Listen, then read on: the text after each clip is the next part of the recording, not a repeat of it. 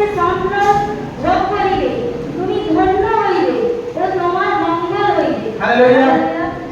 আজ যখন তুমি গ্রহণ করছো যে প্রভু যিশু আমার জ্যোতি আর আমি প্রভু যিশুর মেসেজ, বাইবেল বলছে সম্বল গ্রহণ করবে তুমি, তৃপ্ত হইবে তুমি, তুমি যে ফল উৎপন্ন করবে পিতা তোমার মধ্যে আজকের বাক্যের যে বীজকে পুঁতে দিয়ে যাচ্ছে, সেই বীজকে যদি তুমি গ্রহণ করো, সেই বীজকে তুমি যদি আজ ফলবান করো, সেই ফল তোমার মধ্যে মিষ্ট স্বাদ আসবে, সেই ফল খেয়ে তুমি পরিপূর্ণ হবে, সেই ফল তোমার জীবনে অনেক চমৎকার নিয়ে আসবে। আর সেই ফল তোমার জীবনে হানি করবে না, কারণ ঈশ্বর তোমার জীবনে সেই যোজনাকে পূর্ণ করে দিয়েছেন। ঈশ্বর তোমার জীবনে সেই আশীর্বাদকে আজ পূর্ণ করে দিয়েছেন। ঈশ্বর তোমার জীবনে সেই আশীর্বাদ করে দিয়েছেন। আর আজ থেকে অনলাইন চার্চ যখন দেখছে, কালেসিয়া যখন তোমরা এখানে আছো, বাইবেল বলছে ঈশ্বর যে ফল তোমাকে দিচ্ছে আজ থেকে, সে ফল থেকে হবে না। আমি যে বীজের ফলের কথা বলছি, সে আত্মার ফল। কেন বলছি নিতে হবে না? তার অধিক বিশ্বাসী বলে আমি বহু বছর বিশ্বাসী, আমার জীবনে পরমেশ্বরের সামর্থ্য নেই, আমার জীবনে পরমেশ্বরের কোনো আওয়াজ নেই, আমি ঈশ্বরের কোনো জ্যোতিকে দেখতে পাইনি, আমি ঈশ্বরের কোনো অনুভব পাইনি। আমি তোমাকে বলছি আজ থেকে প্রত্যেকজনের গৃহেতে পবিত্র আত্মা যাচ্ছে, হাঁটু পাতি হয়ে বসো আর পবিত্র আত্মাকে ইনভাইট করো, পবিত্র আত্মাকে ডাকো প্রভু যিশুর নামে, যে প্রভু যিশু আমি তোমায় ধন্যবাদ করি, পবিত্র যিশুর নামে পবিত্র আত্মা আমি তোমাকে আহ্বান করি, তুমি এখানে এসো, আমাকে প্রার্থনা করা শিখাও। আর দেখো পরমেশ্বর তোমার জীবনে বড় বড় বন্ধনকে খুলে দেবে, পরমেশ্বর তোমার জীবনে সেই বন্ধ স্পিডগুলোকে ছাড়িয়ে যাবে। আর আজকে রাতের পরে তোমাদের জীবনে গুড নিউজ আসবে। আগামী দিন সূর্য তোমার জন্য এক নতুন জ্যোতিকে নিয়ে উঠবে পবিত্র যিশু খ্রিস্টের নামে। হালেলুয়া।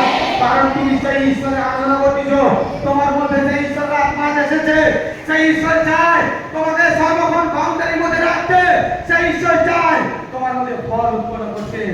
আজ চার্চ তুমি যদি চাও তোমার মধ্যে ফল উৎপন্ন হোক, তুমি প্রস্তুত হয়ে যাও। প্রত্যেকজন চায় হ্যাঁ কি বলা? তোমার মধ্যে ফল উৎপন্ন হোক, হ্যাঁ কি বলা? কিরকম ফল? কিরকম ফল? পবিত্র আত্মার ফল।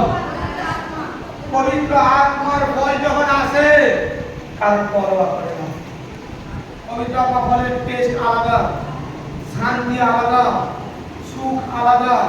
কারণ পবিত্র আত্মা তোমার সঙ্গে থাকে। তুমি যখন অন্যায় করতেছ, পবিত্র আত্মা বলে রে সন্তান তুই কেন অন্যায় করতেছ, তোমাকে বারবার টেনে আনতেছে, তুমি তাও যাচ্ছ লোভের ফাঁদে পড়ে, তোমার প্রতিবাসীর কথাতে, তোমার ব্যক্তিগত লাইফের কথাতে, তোমার নিজের লোভের কথাতে।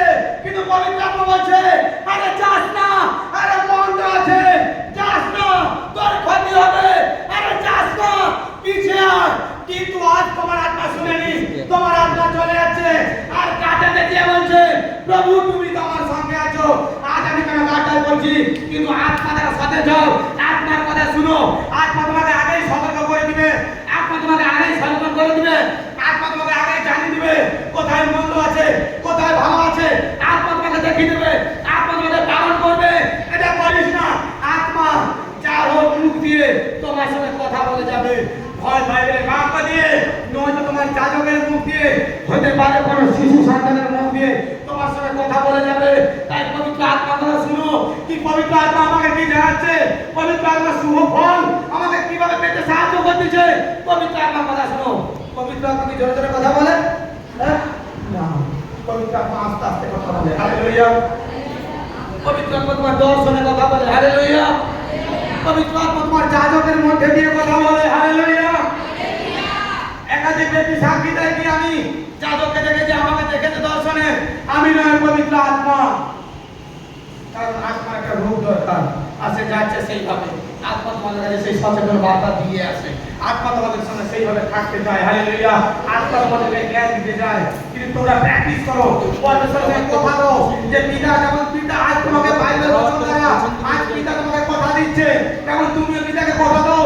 পিতা সর্বদা আমি তোমার থাকবো, পিতা আমি সর্বদা তোমার থাকবো, আমি তোমাকে ছেড়ে চাই নাকি পাই না কখনো ফিরবো না। যেমন সদাপ্রভু আজ বলছে আমি তোকে বাউন্ডারি করে থাকবো, তেমন তুমিও পিতাকে কথা দাও প্রভু আমি তোমার সন্তান, আমি সেই বাউন্ডারির মধ্যে আমেন।